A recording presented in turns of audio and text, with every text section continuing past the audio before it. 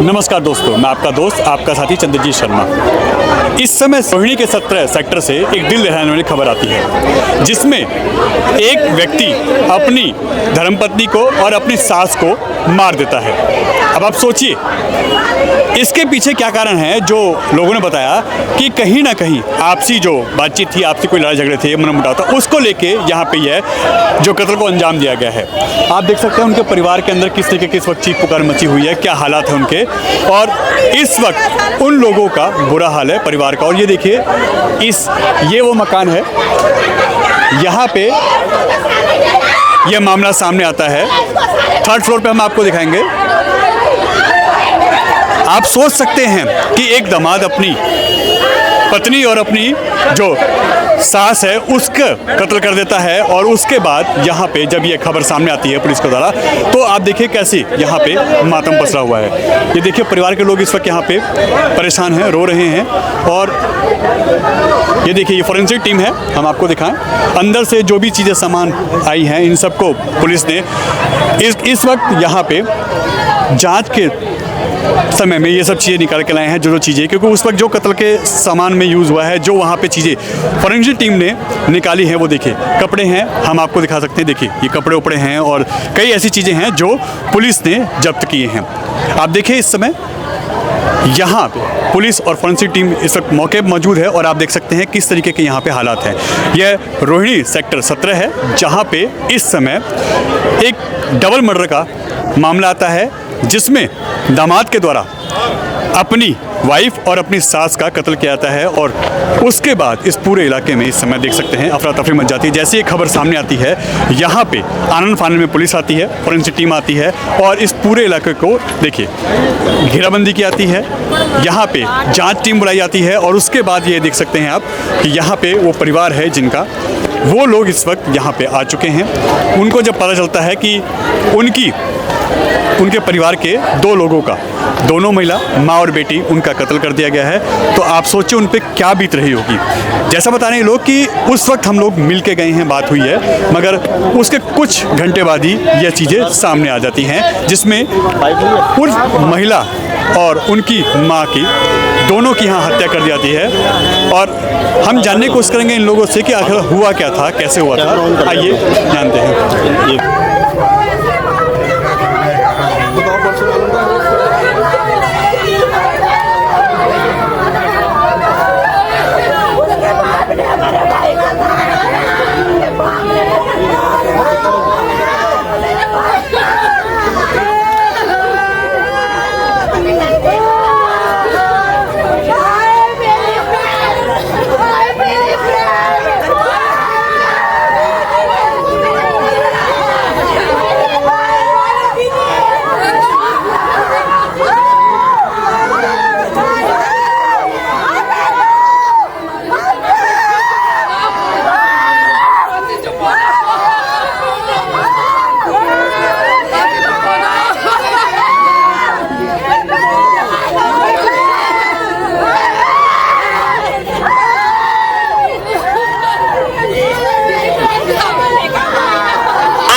कमीना परसों तो अपने बेटे का बर्थडे मनाया, परसों तो गए, तो कल सुबह हम 4 बजे यहाँ से गए हैं, सब कुछ था, ठीक था। साला कुछ कमीना, इसको यही लाओ, यही फांसी दूंगी, साला मैं फांसी दूंगी, साला जेल जाऊंगी मैं, इसको यही मार दूंगी, इसको यही मार दूंगी साले का। कौन है दामाद जो है? योगेश है साला, हमारा दामाद है, मेरी बेटी का भाई है। ये देखिए परिवार में बहुत गुस्सा है, और जाहिर सी बात है ऐसे में कहीं ना कहीं इस वक्त जो ये पल हैं, यह इनके लिए बहुत ही क्षतिपूर्ण है, क्योंकि बहुत इस वक्त ऐसे माहौल में क्या हालत हो सकती है आप सोच सकते हैं। और इस वक्त ये लोग बात करने के हालत में भी नहीं है, मगर यहाँ पे जो दामाद के द्वारा यहाँ पे बात आ रही है कि मर्डर की बात आ रही है, और अपने सास और अपनी जो उनकी पत्नी है उसका मर्डर कर दिया जाता है।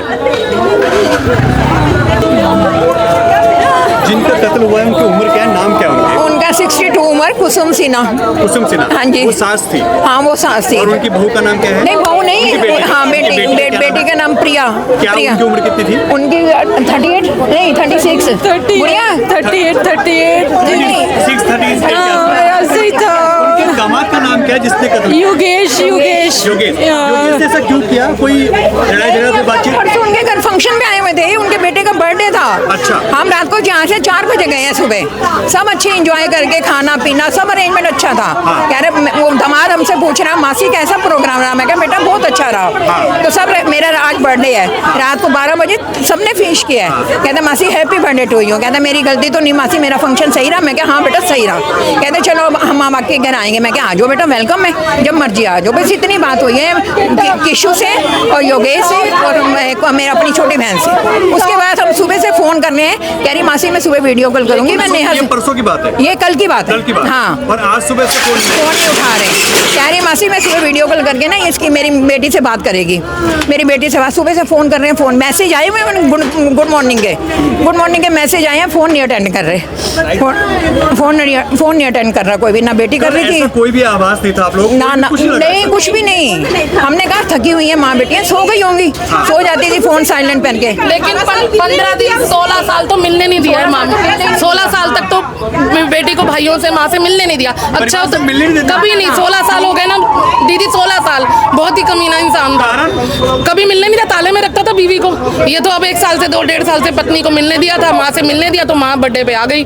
और बस यही, ना कपड़े डालने देता था बालकनी में, ना कुछ करता था, सब कुछ कैद रखा है उसने 17 साल। ना फोन दिया था कभी भी। 1 साल से हम मिलने शुरू हुए, लड़की से मिलना शुरू करे, सब कुछ गए, अब बर्थडे मनाया है तो हमने लगा चल सुधर गया होगा, लेकिन आज ही उसने ये सब कर दिया। वो फॉरेंसिक वाले कह रहे हैं बहुत बुरी तरह मारा है। कितने बजे आप लोगों को पता चला? हमें दोपहर को पता चला, 2 बजे 3 बजे ताला खोला है बच्चों ने, उनके बेटे ने। हाँ कि मम्मी फोन नहीं उठा रही है, मैंने फोन मिलाया 3 बजे। बच्चे दोनों तो वो थे ना, ऑफिस में चले जाते, काम करते, बड़े बड़े हैं। ये सास अपने जवाई के घर में आई थी तो मैंने भी फोन मिलाया 3:15 बजे, भाभी से पूछूं सब कुछ, लेकिन फोन ही नहीं उठा रही थी। तो फिर ये नेहा वगैरह सब आए, बच्चे देखा वो तो दंग ही रह गए हैं। अंदर सब कैंचियां मारी, चक्कू मारे, क्या मारे भगवान जाने।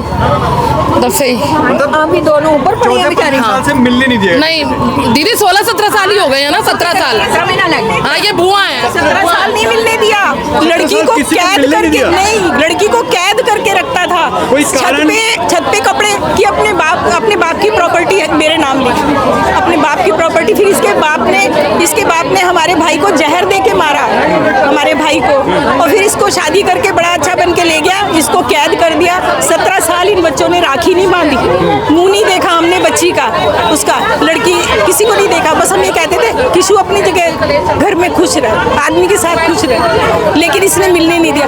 अभी फिर इसने क्या किया, इसने 5-6 महीने पहले कहता है किशु मैं तेरे मुंह पे तेजाब डालूंगा, मैं तेरे उसमें सीने को जलाऊंगा तेजाब से, लड़कों की गर्दन काटूंगा, और तू कहना कि प्रॉपर्टी के लिए मेरे घर वालों ने इन बच्चों को मारा है। योगेश कहते थे? योगेश कहता था, योगेश कहता था। हाँ फिर इसने दोनों बच्चे उठाए, पुलिस स्टेशन भाग गई है। पुलिस स्टेशन जाके कह रही है ये मुझे ऐसे कह रहा है, मैं इसके साथ नहीं रहूंगी, मैं मेरी माँ के घर जा रही हूँ। फिर ये लड़की 2-3 महीने अपनी माँ के घर रही, फिर सुलह करा के फिर लेके इसको छोड़ के आए, यही लगाए रहता था, पता नहीं क्या। और लालच था प्रॉपर्टी का और इन सब चीजों का लालच? हाँ लूटी हुई है। पहले 3 मंजिल की मेरे भाई को जहर खिला के इसके बाप ने लूट ली, 3 मंजिल सेक्टर 5 में, वो हड़प ली इसने, इसके बाप ने। योगेश के बच्चे कितने हैं? 2 लड़के हैं, उनको भी नहीं मिलने देता था किसी से। वो कहाँ रहते थे बच्चे? इसी के पास रहते थे। इसी के साथ रहते थे? हाँ इसी के साथ रहते थे। और मिलने नहीं देता? नहीं किसी से नहीं, किसी से अभी नहीं। वो कहाँ थे इस वक्त जब ये हादसा हुआ? पता नहीं, वो कहने आई थी बच्चों की लड़ाई चल रही है, मैं समझा देती हूँ। वो समझाने आई थी कि मैं समझा देती हूँ दोनों को। अब अकेले में दोनों को मार दिया इसने और मार कल जब ये प्रोग्राम घर में रखा गया था, मुझे नहीं कुछ पता भी बेटा, idea नहीं था? मुझे नहीं पता बेटा, मेरे को तो 2 बजे खबर लोग मिली बता रहे हैं है। कि मैं परिवार के गाजियाबाद लोग से, आए अभी हैं। कोई बात नहीं हुई, अभी कोई बात नहीं हुई। देख सकते हैं योगेश सहगल नाम का व्यक्ति है जिसने अपनी वाइफ और अपनी सास को मौत के घाट उतार दिया है। जैसा परिवार के आरोप है कि कल एक प्रोग्राम घर में था और उसमें किसी को भी एहसास नहीं था कि ऐसी कोई बात है। इनको लगा कि शायद हालात सुधर गए हैं और 14-15 साल परिवार के किसी व्यक्ति को मिलने और बात करने तक नहीं देता था ये योगेश सहगल जो व्यक्ति है। आखिर ऐसा क्यों? इनको लगा कि शायद हालात सुधर गए, सब कुछ ठीक है और अब आगे परिवार शायद एकजुट हो रहा है, मगर कल यह होता है और आज करीब सुबह से ही फ़ोन नहीं उठते हैं। जब फ़ोन नहीं उठते हैं तो इनको शक होता है। बच्चे आते हैं योगेश साइकिल के, वो जब गेट खोलते हैं तो अंदर के हालात देख के वो दंग रह जाते हैं। आप सोचिए रोहिणी में डबल मर्डर का केस जो आता है, इससे यहाँ पे क्या गमगीन माहौल बन चुका है। लोगों की हालत इस वक्त, परिवार के लोगों की हालत क्या है। लोग इस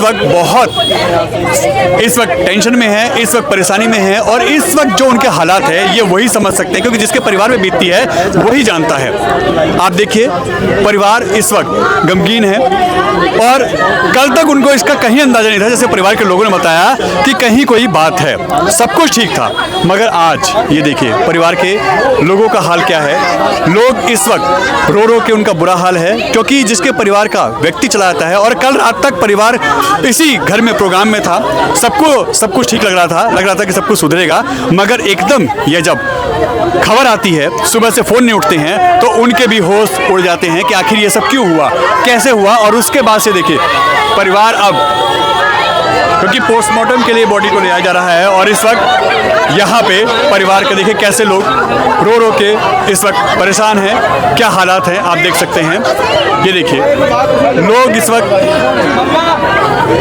उस माँ बेटी जिनका यहाँ कत्ल हुआ है उनके एक यहाँ पे उनके लिए खड़े हैं और उनको अब यहाँ से पोस्टमार्टम के लिए ले जा रहा है। फॉरेंसिक टीम आई थी, उन्होंने जांच किया, जो भी चीज़ें सामने आई हैं वो इस वक्त यहाँ से फॉरेंसिक टीम अपने कब्जे में लेके गई है और हालात देख सकते हैं आप कि किस तरीके के हालात यहाँ बद से बदतर हैं। ये देखिए पुलिस इस वक्त लगातार एक के बाद एक दोनों बॉडियों को ला रही है, पोस्टमार्टम के लिए यहाँ लेके जा रही है और लगातार चीख पुकार इस पूरे इलाके में।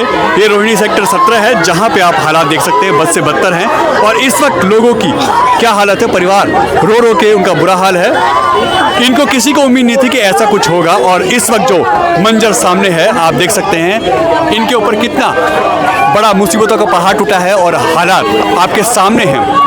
यह तस्वीर जो भी देख रहा है, जिसको भी यह खबर मिल रही है, वो कहीं ना कहीं सदमे में आ रहा है कि आखिर ये सब कैसे हो गया। और कल तक सब कुछ ठीक था, मगर आज सुबह से ही ये हालात बद से बदतर जो हुए हैं। यह जब गेट खोला गया तब पता चला कि ऐसी यहाँ पे कत्ल की वारदात को अंजाम दिया गया है और इस वक्त लगातार पुलिस और फॉरेंसिक टीम यहाँ पे जांच कर रही है और परिवार के लोग इस वक्त यहाँ पे बॉडी को ले आते हुए पोस्टमार्टम के लिए और लगातार आगे कार्रवाई के लिए फॉरेंसिक टीम जांच कर रही है और परिवार सख्त से सख्त सजा चाहता है योगेश सहगल के खिलाफ, क्योंकि उनको कहीं भी उम्मीद नहीं थी। बताया जा रहा है कि पिछले कई सालों से वो टॉर्चर कर रहा था, 14-15 साल से परिवार के लोगों को लेके और मिलने जुलने तक नहीं देता था, किसी से कोई मतलब नहीं था। ये हालात थे और आज जो हुआ है इसके बाद तो इन लोगों की उम्मीद ही टूट गई कि ऐसे व्यक्ति को सख्त से सख्त सजा की बात ये कर रहे हैं और इस वक्त देखिए परिवार के क्या हालात हैं।